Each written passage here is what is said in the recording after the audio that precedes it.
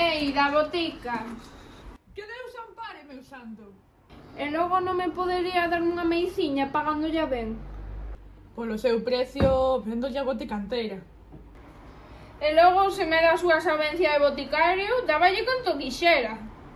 Entón tan rico meu home? Non son tan bello como parezo. Pois dígame que quer. Eu veño de moi lonxe e veño a buscar unha mediciña que me sande. E logo? Trae receta? É que a mediciña que busco non se fai cunha receta de médico. Como así? É que as miñas dores danse mellor no libro de boticarios vellos. Eu non son tan bello, Vostede ten anos de abondo para saber máis que os boticarios novos. Home, algo sei, e se me di onde de doe. Eu teño unha doenza aquí. Levo chumbos derretidos no meu corazón. Non me diga. Non se burla de mí polo que le vou decir, pero namoreime dunha muller máis fermosa que os ouros da de Perú. E ela ten ollos. Nunca vai cangar cun vello como eu. Quen sabe, non me dixo vostede que tiña diñeiro? O que quero eu non se pode mercar con diñeiro. Hai ganas novos e nós os vellos non temos xa enganos para namorar as rapazas. Home, hai homes de homes, Non, señor, non, que todos os vellos cheiramos xa morto, damos noxo. Pois eu sei de alguna rapaza que anda a rolar con algún vello. Carne de feira, o carne de feira. Tamén atopei eu lebres correas e vellos confiados, pero eu o que pido é fianza. Entón, estáme a pedir unha meiciña para trocarse en mozo. Non pido tanto, pero se vostede me compoñe un feitizo para namorar, eu pagáballo. Eso dos feitizos son lle Andrómedas, meu santo. Sonlle contos vellos, mentiras que se inventaron no tempo das meigas. Non disimule, señor, que os boticarios fan feitizos de siso para namorar as rapazas. Oi que vostede non sabe ler libros vellos agora. Se o que pense fose certo, os boticarios non facemos milagres. Vostede que di? E logo estás dicir que os boticarios xa non fan feitizos para namorar? E logo non hai cura para a miña doenza? Que vostede nin tan sabido nin tan soado pode curar o meu corazón?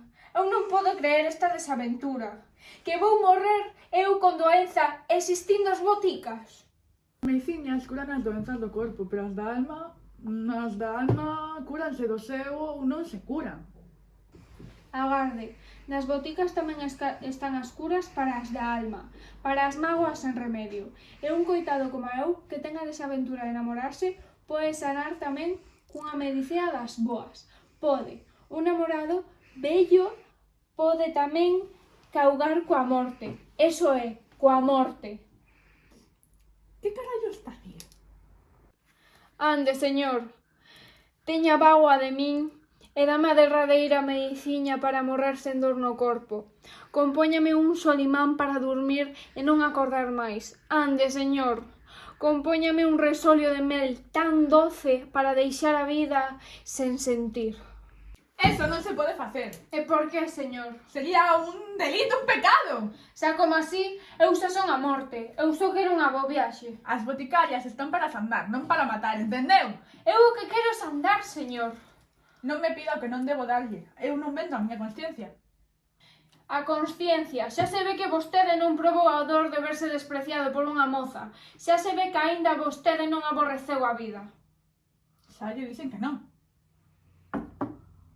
Ben está, sí, señor, ben está.